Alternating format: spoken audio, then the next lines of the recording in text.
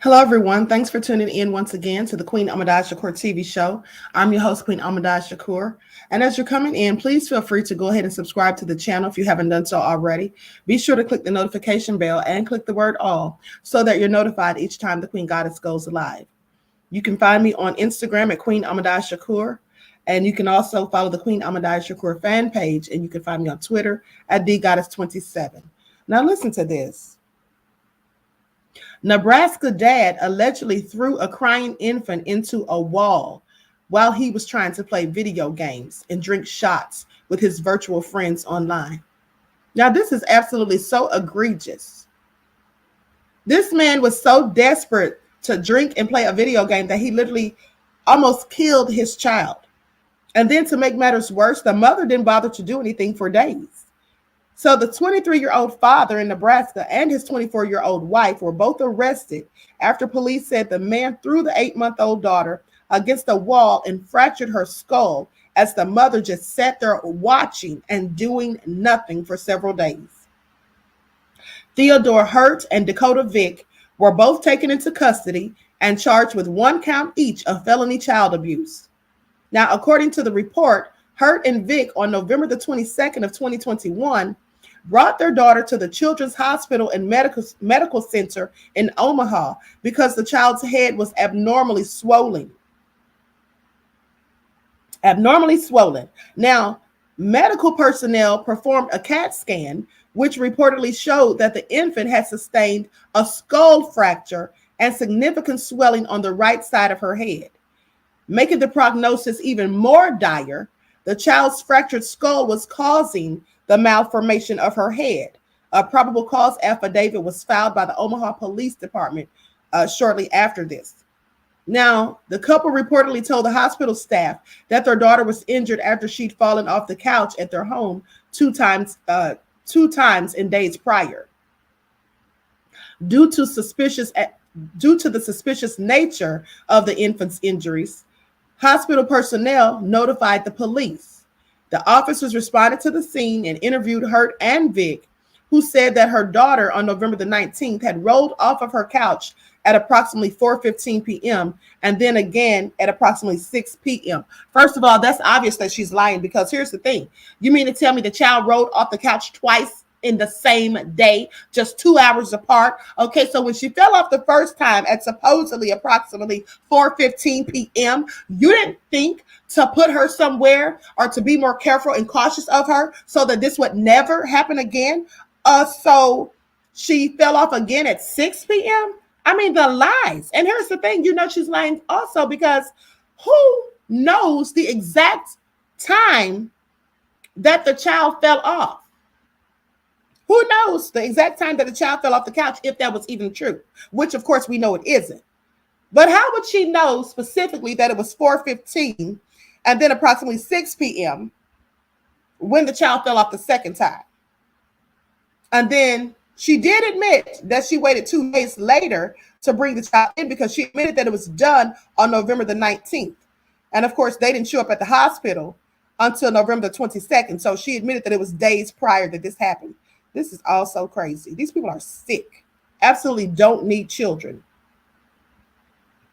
So Vick reportedly explained that earlier in the day, Hurt's mother had brought their 2 older children to her home after picking them up from school. Hurt's mother reportedly told investigators that she was at the home when the infant girl fell off the couch during a diaper change.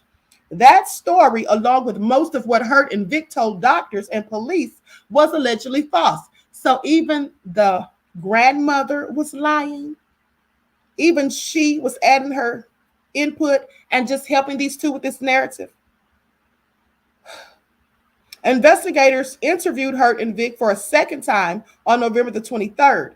Now, during the interview, Hurt allegedly said that on November the 18th, now they're changing the dates, pay attention. Now, he was at their home watching their daughter and their 4 other children, ages 2, 4, 6, and 8. The infant had reportedly taken a late nap and was staying awake longer than usual and acting fussy. Hurt allegedly said that he grew increasingly frustrated with the infant's crying while he was trying to play video games and drink shots with his virtual friends online. Now, already under the influence of multiple shots of alcohol, a frustrated Hurt allegedly brought the infant upstairs and threw her into a pack-and-play travel crib with so much force that the little girl's head slammed into the wall. Oh my goodness. These people need to be locked up and the key just completely thrown away. And the fact that they had this child sitting at home in all of this pain with this severe injury for days before they even bothered to take her to the hospital. A whole brain fracture, causing the malformation of her head. Per the affidavit, Hurt told investigators that his daughter started crying after being thrown into the wall. Of course she did. I mean, who wouldn't? An adult would cry after being thrown against the wall and obtaining a skull fracture. Idiots. The suspect then reportedly sat down on the bed and started to cry. He was that upset, but he didn't take the child to the hospital right away. Please dismiss me with all of that. Total BS.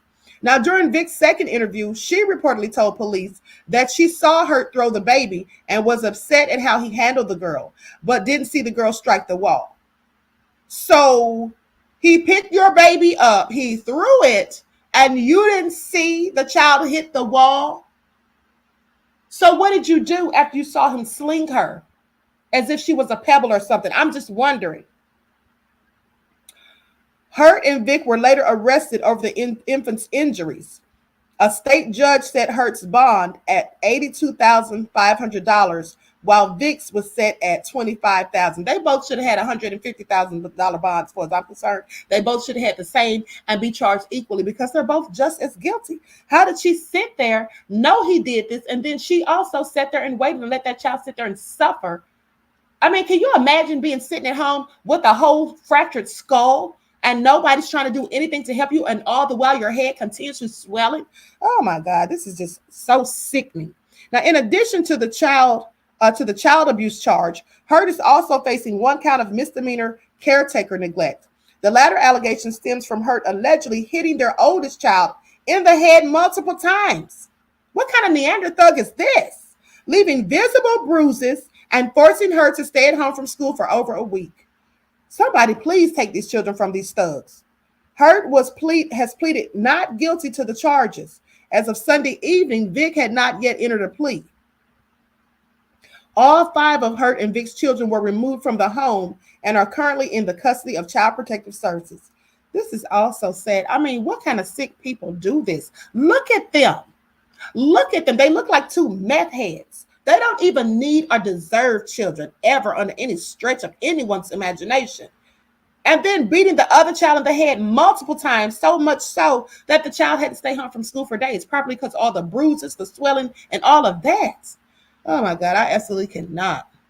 Everyone, please like and share this video. Subscribe to the channel if you haven't done so already. Be sure to click the notification bell and click the word all so that you're notified each time I go live. Anyway, be sure to follow me on Instagram at QueenAhmadiyyah. You can also follow the Queen Ahmadiyyah fan page, and you can follow me on Twitter at dgoddess27. Peace.